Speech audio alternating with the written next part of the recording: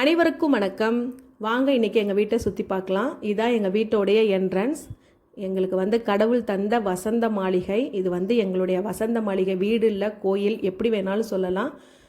எங்கள் வீட்டை இன்றைக்கி பார்க்கலாம். வாங்க கதை ஓப்பன் பண்ணிக்கலாம். ஓப்பன் பண்ண உடனே பார்த்திங்கன்னா முன்னாடி வீல் சேர் போகிறதுக்கு வசதியாக நாங்கள் ரேம்ப் மாதிரிக்கு கட்டியிருக்கோம். ஹாஸ்பிட்டலெல்லாம் இருக்கும்ல அந்த மாதிரி. ஏன்னா யாருடைய உதவியுமே இல்லாமல் நானே வெளியில் வரணும், நானே போகணும் அப்படின்ற மாதிரி கட்டியிருக்கோம். சமமாக இருக்கும். உள்ளேருந்து அப்படியே நானாகவே வெளியில் வரலாம். இப்போ இப்படி தான் நான் போய்க்குவேன். உங்களுக்கு பார்க்குறதுக்கு இப்படி கொஞ்சம் கஷ்டப்பட்டு தள்ளுற மாதிரி இருக்கும். ஆனால் எனக்கு அப்படிலாம் இல்லை. எனக்கு நல்லா பழகிருச்சு.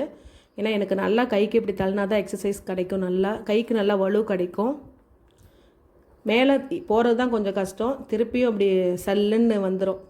சல்லுன்னு ரிவர்ஸில் அப்படியே வந்துடலாம். திருப்பி நம்ம கொஞ்சம் போகும்போது கொஞ்சம் அப்போ நம்ம கைக்கு கொஞ்சம் வலுவை கொடுத்து நம்ம தள்ளினோம்னா ஈஸியாக இருக்கும்.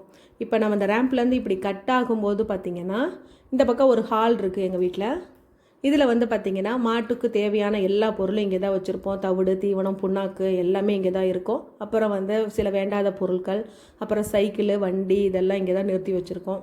இந்த பக்கம் பாப்பாவோட புக்ஸு எல்லாமே இருக்குது. அது இல்லாமல் நாங்கள் லீவு நாளில் பார்த்திங்கன்னா இங்கே அடுப்பெல்லாம் இருக்குது. இங்கேயே நாங்கள் விறகடுப்பில் இப்படியே இங்கேயே உட்காந்து சமைச்சிட்டு அப்படியே சாப்பிட்டுட்டு நல்லாயிருக்கும் ஜாலியாக. அப்புறம் வெயில் காலத்தில் கட்டில் போட்டுட்டு இங்கேயே படுத்துக்குவோம். ஏன்னா உள்ளே ரொம்ப அனலாக இருக்கும். அதனால நாங்கள் வெளியிலே வெயில் காலத்தில் இந்த ஆனால் சேஃப்டியாக ஜன்னல் எல்லாத்தையும் நாங்கள் மூடிட்டு நாங்கள் இங்கே படுத்துக்குவோம். நல்லாயிருக்கும் வெளியில் படுக்க. அப்புறம் இதான் பாருங்கள், நிலப்படி இருக்குல்ல. இந்த நிலப்படி முன்னாடி ஹைட்டாக இருந்துச்சு, என்னால் வெளியிலவே வர முடியாது. அப்போ இந்த சரிசமமாக நாங்கள் இந்த மாதிரி பண்ணியாச்சு, உள்தரையும் வெளித்தரையும். ஏன்னா அப்போ தான் வீல் சேர்லேருந்து வெளியில் வரத்துக்கு ஈஸியாக இருக்கும். அதை நல்லா உள்ள மண்ணுக்குள்ளே வச்சு டேப்பர் பண்ணி அந்த நிலப்படியை உள்ளே நல்லா புதைச்சாச்சு. இப்போ பாருங்கள், வீல் சேர்லேருந்து அப்படியே டக்குன்னு போகலாம், டக்குன்னு வெளியிலையும் வரலாம். இந்த மாதிரி பண்ணியாச்சு. யாரோட உதவியுமே நம்மளுக்கு தேவையில்லை. நம்மளே வெளியில் வரலாம், நம்மளே வெளியில் போகலாம். இது எங்களோட சொந்த வீடு தான். இது எங்களோட ஹால். இதுதான் எங்களுடைய ஹால், எங்கள் வீட்டுடைய ஹால். இங்கே ஒரு கட்டில் இருக்குது. டிவி பார்த்துக்கிட்டு அப்படியே நான் அங்கே ஒரு பெட்டு வச்சுருக்கோம். சோஃபாவில் பார்த்திங்கன்னா அங்கே ஒரு பெட் இருக்கா. அந்த பெட்டை நான் படுக்கும்போது அதை ஓப்பன் பண்ணி போட்டுக்குவேன். ஏன்னா அழுக்காயிரும் அப்படின்னு சொல்லிட்டு நான் சுருட்டி வச்சுருக்கேன். சோஃபா இந்த பக்கம் இன்னொரு சோஃபா, சேர் இப்படி இருக்கும். அவ்வளோதான். இதுதான் எங்களுடைய ஹால். அப்புறம் இது நிறையா வீடியோவில் பார்த்துருப்பீங்க. இதுதான் எங்கள் வீட்டோட கிச்சன். ஏதோ என்னால் முடிஞ்ச அளவுக்கு நான் சுத்தமாக வச்சுருக்கேன்.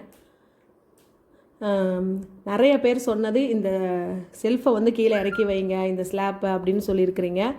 நாங்கள் எவ்வளவோ சொன்ன மேஸ்திரிட்ட அளவெல்லாம் எடுத்தார். அவர் என்ன நினப்பில் அப்படி கட்டினாரோ தெரியல. கடைசியில் நாங்கள் பார்க்கும்போது இந்த மாதிரி கட்டி வச்சிட்டாரு.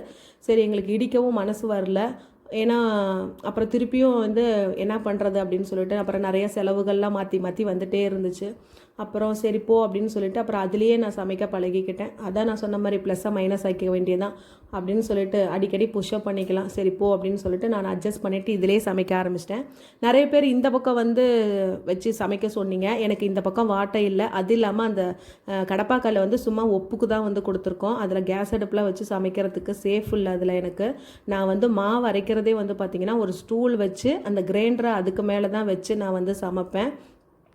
எனக்கு வசதியாக இல்லை. ஏன்னா எனக்கு எப்படி வசதியாக இருக்கோ அந்த மாதிரி தானே சமைச்சிக்க முடியும். இந்த பக்கம் நிறைய பேர் சொன்னீங்க. ஆனால் எனக்கு இதில் சேஃப் இல்லை. நான் இதிலேயே சமைச்சு பழகிட்டதுனால எனக்கு அப்படியே பழகிருச்சு. அப்புறம் அந்த பக்கம் அந்த வெள்ளை கலர் ஸ்டாண்ட் இருக்குல்ல, அதில் சின்ன சின்ன பாட்டிலில் எனக்கு நான் சமைக்கிறதுக்கு என்னென்ன தேவையோ அது எல்லாத்தையுமே அங்கே சுற்றியில் எனக்கு பக்கமாக நான் எடுத்து வச்சுக்குவேன். இந்த பக்கம் கொஞ்சம் அதிகமாக இருக்க பொருள் எல்லாத்தையும் இதில் போட்டு மளிகை ஜாமான் இதெல்லாம் போட்டு வச்சுக்குவேன். அது இல்லாமல் இந்த 3 செல்ஃபில் மட்டும் எனக்கு தேவையானது எல்லாத்தையுமே நான் எடுத்து வச்சுக்குவேன். மேலே இருக்கிறது நான் எப்பயாவது தான் நான் எடுப்பேன். அதனால் எனக்கு அது யூஸ் இல்லை. எங்கள் வீட்டுக்காரர் பாப்பா இருந்தாங்கன்னா அவங்க எடுத்து கொடுத்துருவாங்க. அதனால் மேலே இருக்க பொருள் அவளுக்காக யூஸ் பண்ண மாட்டேன். இதிலே குக்கரு என்னென்ன ஜாமான் இந்த 3 இதுக்குள்ளே அடைக்க முடியுமோ, கீழே பக்கெட்டு எல்லாத்தையும் இதுக்குள்ளேயே வச்சுக்குவேன். இந்த பக்கம் 3, அந்த பக்கம் 3, 6 செல்ஃபுக்குள்ளேயே நான் எல்லாத்தையும் வச்சுக்குவேன். மேலெல்லாம் நான் எப்பயாவது எடுக்கிற கொஞ்சம் பெரிய பாத்திரம் தான். அது எனக்கு எப்பயாவது தான் தேவைப்படும். இதான் எங்கள் வீட்டுடைய கிச்சன், பார்த்துக்கோங்க. அப்புறம் கிச்சன்லேருந்து நம்ம அப்படியே உள்ளே போனோம்னா ஒரு ரூம் இருக்குது.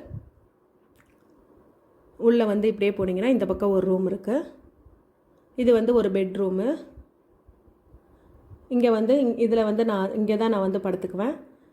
இங்கே வந்து ஒரு பெட்ரூம், ஒரு பெட்டு இருக்கும். அப்புறம் செல்ஃபில் துணி, அவ்வளோதான். வேறு எதுவும்லாம் இருக்காது இந்த ரூமில் வந்து.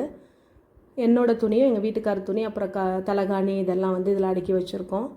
ஒரு ஃபேன் இருக்கும், அவ்வளோதான், டேபிள் ஃபேன். இந்த ரூமில் அவ்வளோக்காலாம் இருக்காது பெருசாக. அதுக்குள்ளேயே அந்த ரூம்குள்ளேயே இன்னொரு ரூம் இருக்குது உள்ளே, பார்த்துக்கோங்க. இது வந்து இன்னொரு ரூமு. 2 ரூமுமே வந்து 10க்கு 10. இந்த இன்னொரு ரூமில் தான் வந்து நாங்கள் வந்து ஒரு ட்ரெஸ்ஸிங் டேபிள் இருக்குது.